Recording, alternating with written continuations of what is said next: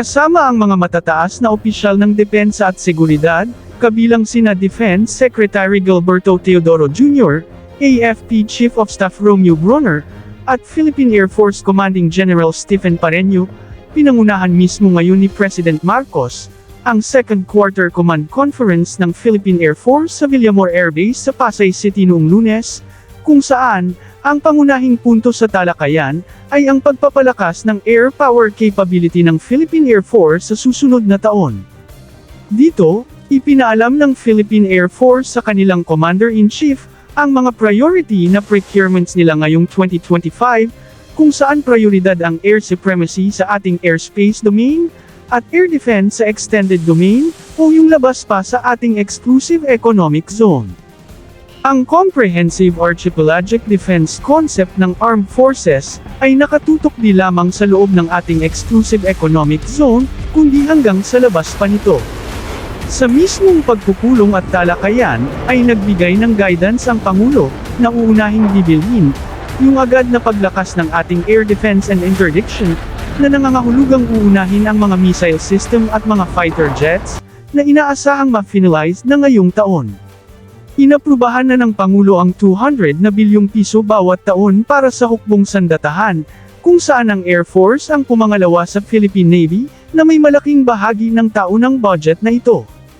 Idinagdag din ng Pangulo, na dapat makakabinipisyo din ang ekonomiya ng bansa, sa mga kagamitang bibilhin ng ating hukbong sandatahan, na sa ating opinyon, ay maaring susubukan ng Philippine Air Force, na maging prioridad ang at least local production ng mga spare parts, ng mga kagamitang bibilhin nito.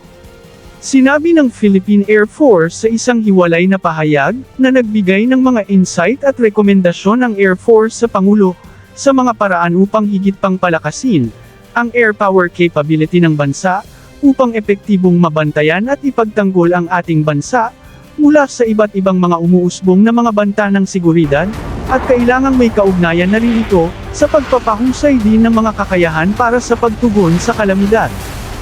Ang Philippine Air Force, ay nagpahayag ng matinding pasasalamat sa kanilang Commander-in-Chief, para sa kanyang paggabay at personal na pakikipag-ugnayan, sa mga pinuno sa Second Quarter Command Conference na ito, at inaasahan nila ang kanyang patuloy na suporta, sa mga pagsisikap ng Air Force sa modernisasyon, upang maging isang tunay na capable, credible, at sustainable na Air Force.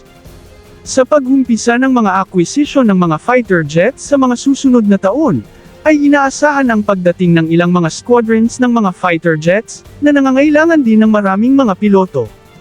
Kaya kaakibat nito, ang pangangailangan din ng mga trainer jets. Bumili noon ng Philippine Air Force ng 25 na mga S211 Marquette trainer jet, na kalaunay ginamit na rin nila bilang mga attack aircrafts para sa air support and ground attack mission, dahil sa kakulangan ng mga fighter jet, noong na-retire na ang kahuli-hulihang mga F-5 Freedom Fighter Jet ng bansa. Dahil sa kakulangan ng mga spare parts ng mga eroplanong ito, ay bumaba na ang bilang ng mga ito ngayon, sa 5 eroplano, at dahil sa katandaan, ay kailangan na itong iretiro. Kaya naman, inaasahang kasama ang mga trainer jets, sa mga eta-transfer ng Amerika sa Pilipinas, upang mapunuan ang kakulangan na ito ng bansa. Ang US Air Force, ay gumagamit T-38 Talon Trainer Aircraft, na ngayon ay papalitan na nila ng mga makabagong trainer jet, na T-7 Red Hawk.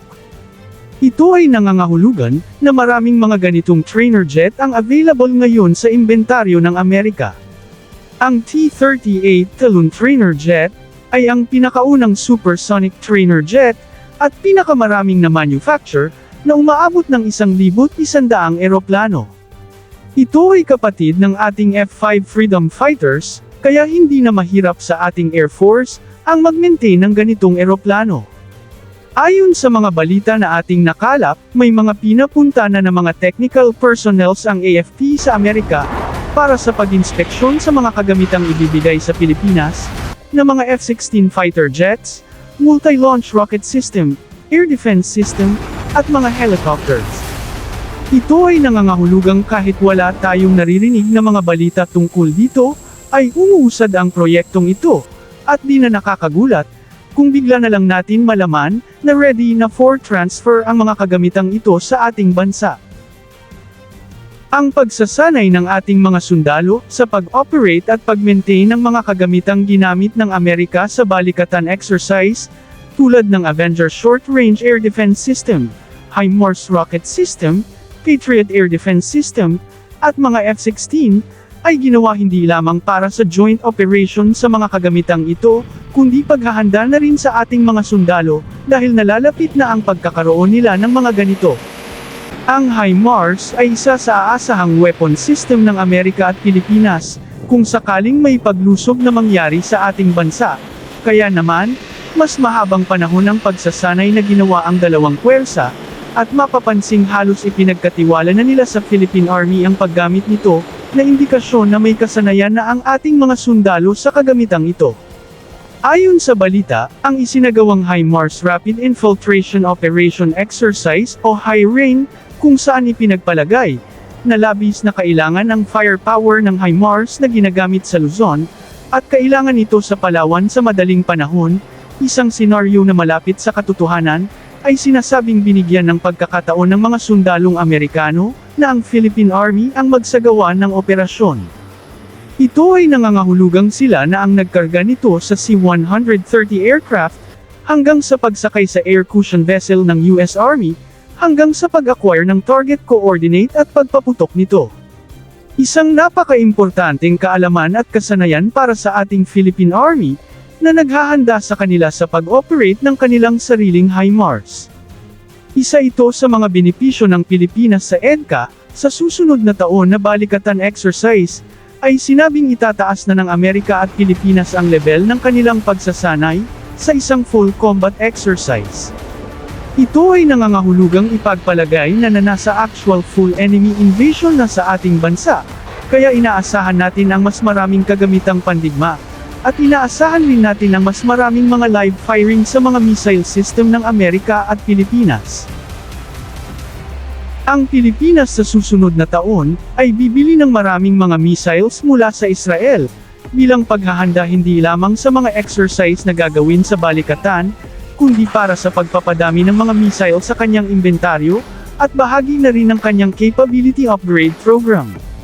Kasama sa bibilhin ay mga anti-tank missiles, bunker busters munitions, at mga guided bombs and shells, kaya inaasahang mas well-armed na ang ating mga infantry units, kapag lubusan nang na-deliver ang mga kagamitang ito.